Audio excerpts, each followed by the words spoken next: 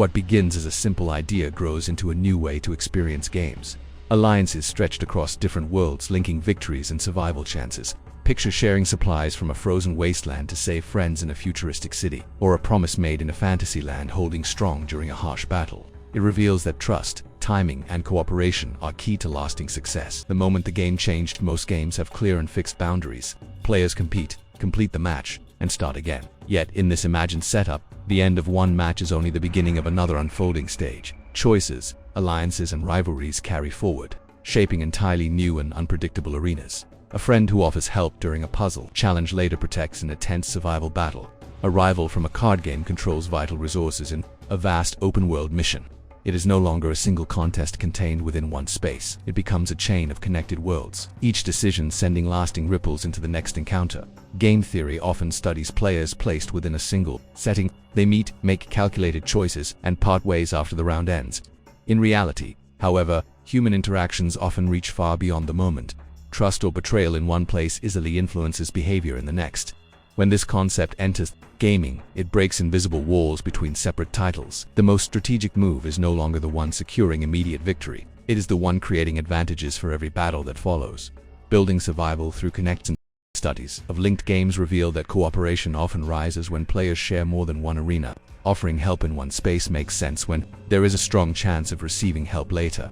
A shared history reshapes the entire rule set, turning selfish decisions into costly long-term mistakes. In survival scenarios, reputation becomes a resource as valuable as any weapon or supply. Players remember acts of kindness just as vividly as moments of betrayal. That memory can determine whether someone is spared or targeted when resources become scarce and tensions grow. Linked games encourage a steady shift from short-term rivalry toward lasting community bonds. A skilled reflex specialist guards the strategist during dangerous combat sequences, while that strategist carefully plans routes to secure essential resources. The benefits of cooperation expand over time, crossing boundaries from one game to the next. Betrayal carries a heavy and enduring price, while loyalty creates rewards that continue to build. Over time, cooperation transforms from a single winning tactic into the foundation of a functioning digital society, where trust and reliability hold equal value to skill and precision. When survival worlds grew connected, survival games often create intense and unforgiving environments. Players face hunger, cold, predators, and the threat of other players. In a traditional game, each new round erases every past action. Yet in this imagined connected system, the survival world becomes part of something larger. Decisions made in one game influence supplies, alliances, and dangers in another. A player who shares food in a crafting game gains protection in a later desert survival map. An act of sabotage in a zombie match causes resource shortages in a future exploration scenario. The connection between worlds changes the rhythm of survival itself. Players no longer plan for a single victory, they plan for an entire sequence of possible futures. Game theory calls this an extended or repeated game, where each round feeds into the next. Here, however, the extension crosses genres and rule sets, creating unusual and creative forms of cooperation. Scarcity becomes a shared problem instead of an individual struggle. The player who holds water today might rely on another for shelter tomorrow. The psychology of cooperation. Under pressure. Human behavior under survival pressure often reveals patterns of both trust and caution. In a normal, isolated game, betrayal can sometimes be the fastest route to winning. However, when actions carry forward, the cost of betrayal increases sharply. Players weigh each move not just for its immediate gain, but for its impact on their long-term network. A single act of generosity echoes across multiple worlds, bringing repeated rewards and strong allies. A single act of selfishness closes doors in every connected arena. Psychology studies show that under linked conditions, people invest more in relationships and reputation. In these connected survival games, that means building small circles of trust that grow into powerful coalitions. A skilled builder from a city simulator joins forces with a combat specialist from a post-apocalyptic shooter. Their skills complement each other, making both far more capable than they would be alone. This type of cooperation blurs the line between strategy and friendship, as players begin to view each other not only as competitors but as partners in an ongoing journey. Strategic alliances across different worlds. As the connected worlds evolve into a vast network of linked experiences, players discover that alliances gain a completely new meaning. In an ordinary single game, teamwork often serves a short-term purpose and ends with the match itself. In this expanded system, alliances become living structures that survive across multiple genres, terrains, and timelines. A pact sealed in a Fantasy role-playing game still influences political decisions in a futuristic strategy simulation. A heroic rescue during a swashbuckling pirate raid leads to an essential supply drop in a frozen survival wasteland. Bonds built under danger in one setting continue to shape interactions in another, creating a web of loyalty that stretches far beyond a single victory. Game theory describes such arrangements as extended cooperative frameworks, where the value of the relationship itself becomes part of the calculation. Here, however, the arrangement crosses the limits of one rulebook and adapts to many. This makes every alliance more complex, requiring players to understand not only their partner's strengths but also how those strengths shift in different worlds. A skilled archer in a medieval battlefield might be a quick-thinking tactician in a sci-fi colony defense, and an expert trader in a desert caravan economy.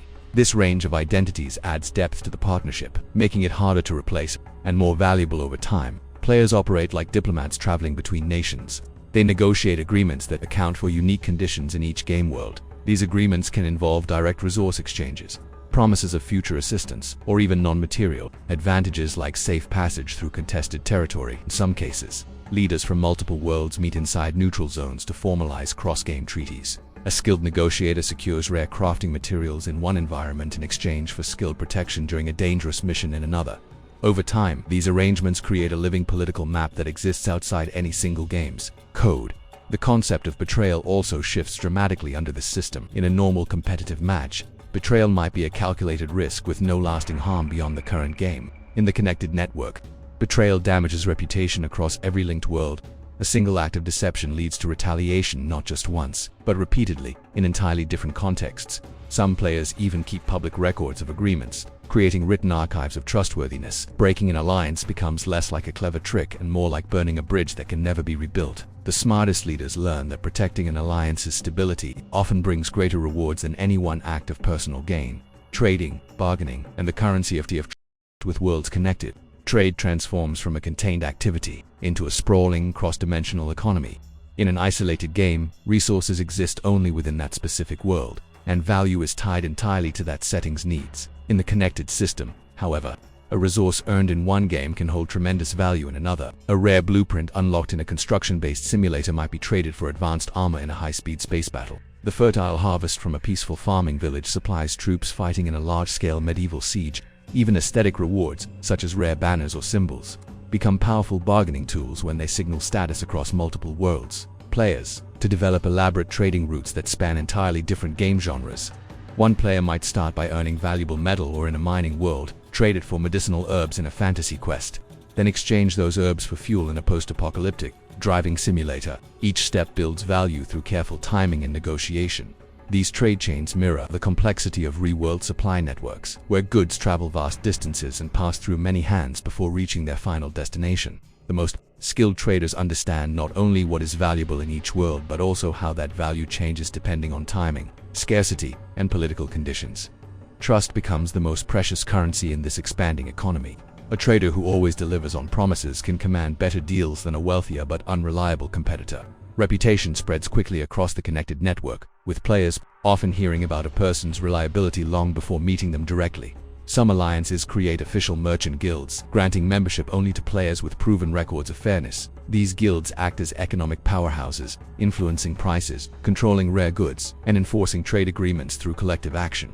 The bargaining process itself takes on new forms. In some cases, trades happen in real time across two or more worlds, requiring precise coordination.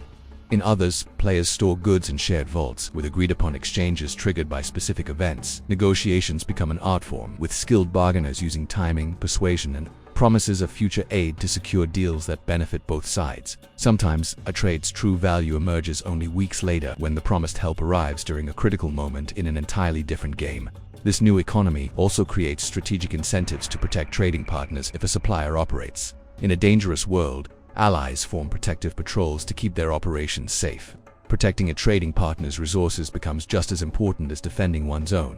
This intertwines the fates of traders and warriors, builders and explorers, farmers and tacticians. Survival is no longer about hoarding resources alone. It becomes about sustaining the network that allows resources to flow. Over time, entire virtual societies emerge around these trade systems. Some players specialize in resource production, others in transport, and others in negotiation. A few even become historians, recording the flow of goods and the stories of legendary trades that shift the balance of power across many worlds.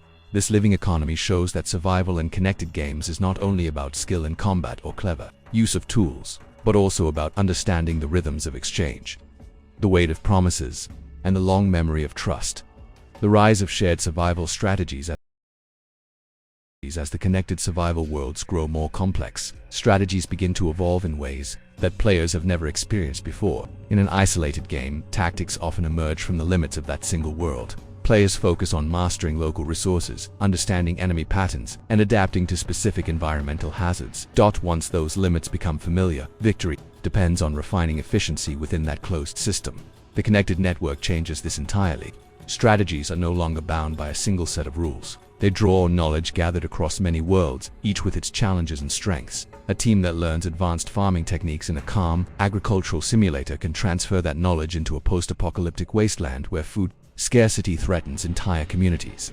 Likewise, combat maneuvers perfected in a futuristic battle arena can surprise enemies in a medieval fantasy realm where such formations have never been seen. This transfer of skills across worlds turns ordinary teams into multi-genre survival experts. They adapt to shifting conditions far faster than groups that rely only on local knowledge. Players recognize the value of cross-world apprenticeships. A crafter from a construction-based game trains with a stealth expert from a high-stakes shooter, learning evasive movement techniques that prove critical when gathering rare resources under hostile conditions. In return, that same stealth expert learns the intricacies of resource production, gaining the ability to sustain themselves without constant scavenging. Over time, these exchanges build a community with increasingly versatile skill sets. Organized training events have become common. Leaders arrange missions in less familiar worlds to broaden the experience of their teams. These events are not simply about learning to survive, but about understanding the unique rhythms of each environment. A forest survivalist learns how to navigate frozen tundras. A city builder adapts to life under constant monster attacks. Each challenge completed in an unfamiliar world expands the collective intelligence of the group. Game theory describes this as cooperative learning, a system in which each new piece of information gained by one member can strengthen the entire network. In practice, this means no failure is wasted. A disastrous raid in one world might reveal weaknesses in strategy that, once corrected, prevent similar losses in a completely different setting. Victories, too, have ripple effects. A winning tactic in one genre can inspire creative adaptations. In others, this process keeps alliances growing stronger, even when individual games are lost. Preparation becomes as important as reaction. Teams no longer wait for disaster before acting. They build reserves of both material resources and contingency plans. The sudden environmental shift or the loss of a key ally no longer guarantees defeat, because backup plans and substitute players are already in place. This level of foresight creates a form of stability rarely seen in ordinary survival games. It makes the connected worlds feel less like a series of unpredictable arenas and more like a vast, shared project, where every member contributes to a long-term vision of survival. The ethics of cross-world cooperation. This new depth of strategy comes new moral questions.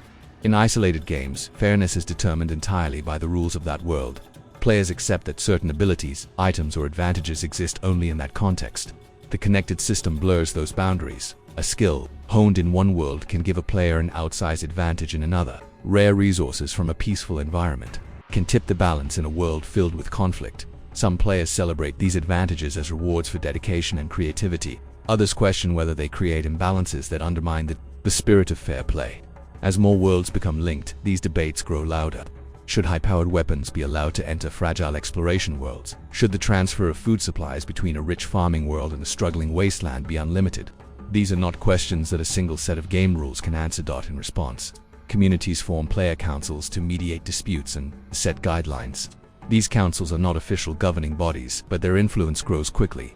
Members discuss trade limits, resource-sharing policies, and codes of conduct for alliances. Some councils introduce voluntary restrictions, such as keeping rare artifacts in their original worlds to preserve balance. Others focus on regulating prices in cross-world markets to prevent economic instability. A more subtle challenge involves the expectations within alliances. In a simple match, helping another player is optional. In the connected network, however, failing to assist an ally can damage the trust of an entire coalition. Players sometimes feel pressure to risk themselves in dangerous situations because the survival of multiple worlds might depend on their action. This raises the question of how far loyalty should extend and whether alliances should set clear limits to obligations. Despite these concerns, many embrace the moral complexity as part of the challenge. Cooperation becomes more than a tool for survival. It becomes a reflection of character. Players who uphold their promises even when it hurts their immediate prospects earn reputations that spread across the network. Acts of loyalty and sacrifice are remembered and honored, sometimes more than victories themselves. An informal code of conduct begins to take shape. Though unwritten, it is widely understood. Keep promises, protect those who protect you, share when you can, and respect the unique challenges of each world. Asterisk reputation becomes as valuable as any weapon or treasure. In an environment where every choice echoes far beyond its moment, this moral standing becomes a shield stronger than any armor. It cannot be stolen or destroyed, yet it can open doors to alliances and resources that no amount of force can command. The golden age of cross-world survival has passed within the connected network. The once experimental idea of cooperation across worlds matures into a fully realized way of life for players. No longer do they think in terms of separate games. Instead, they see one vast, living tapestry woven from countless realities, each thread carrying opportunities, challenges, and stories. The bonds forged across these worlds grow so deep that many players view them as their truest alliances, stronger even than those they have in the physical world. This is the golden age of cross-world survival. Alliances do not simply adapt to different genres, they thrive in them. A merchant who begins as a small trader in a cozy marketplace game now controls complex supply chains stretching across fantasy kingdoms, futuristic spaceports, and harsh wastelands. A warrior who once fought in small skirmishes now commands entire fleets and armies, coordinating strategies that span multiple realities. Every success in one world brings resources, allies, and reputation that can be invested into victories elsewhere. The survival aspect of the network takes on a new meaning. It is no longer about simply staying alive against enemies or environmental dangers. It becomes about sustaining a shared civilization that exists across multiple dimensions.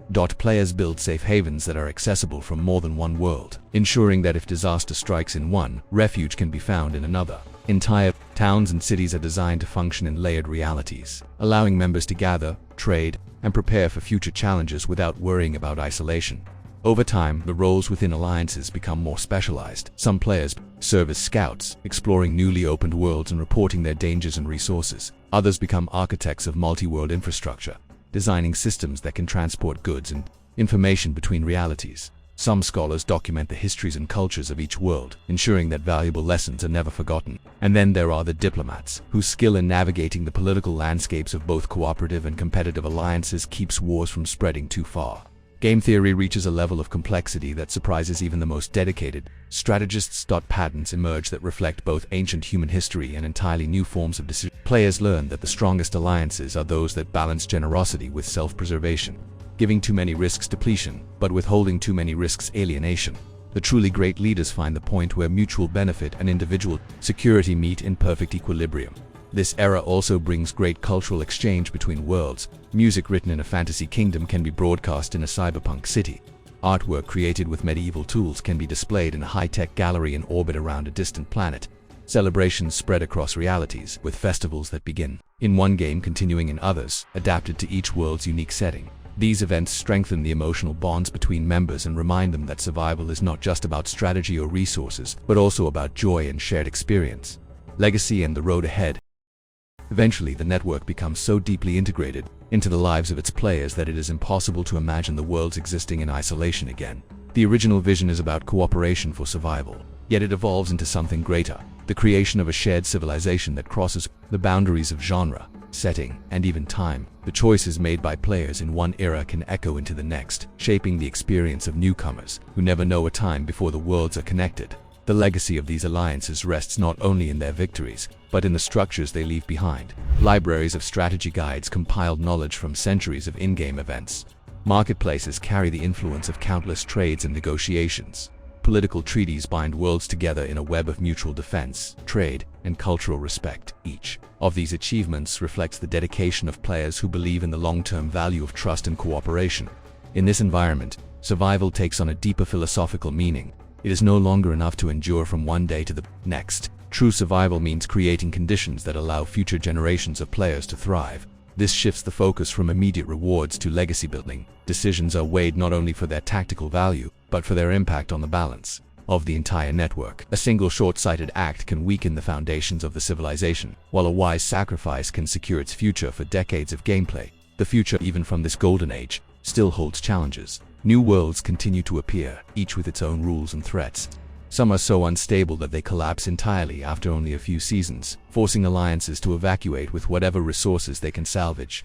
Others contain dangers unlike anything players have faced before: shifting physics, sentient storms, or predators that can follow survivors across realities. These hazards remind everyone that the network, for all its wonders, remains a place of constant change. Yet for every risk, there is also an opportunity. An unstable world might contain rare materials found nowhere else. A dangerous predator might be hunted and tamed, becoming a valuable ally in battles elsewhere. These possibilities ensure that the spirit of exploration and ambition never fades from the community. Every new challenge becomes a chance for alliances to test their adaptability and for individuals to prove their worth. The road ahead is one of endless horizons. Players understand that the true victory is not in conquering every world, but in keeping the spirit of cooperation alive across them all. They carry forward the understanding that trust is the strongest currency, loyalty the most reliable armor, and shared vision the most powerful weapon. When historians of the network look back on this time, they do not only tell stories of epic battles and brilliant trades, they also speak of the bonds formed between players who might begin as strangers in separate games, yet end as lifelong allies in a civilization that spans countless worlds in the end. The question is never only about whether players can cooperate across games. It is about what they can build when they do. And the answer, as the Golden Age shows, is a future worth surviving for. It played out like a new frontier, yet every alliance and trade echoed strategies used in real life: patient, tactical, and built on trust. So what would cooperation across worlds say about how we survive together beyond games? Share your thoughts in the comments, subscribe, and join us for more journeys where game theory meets survival.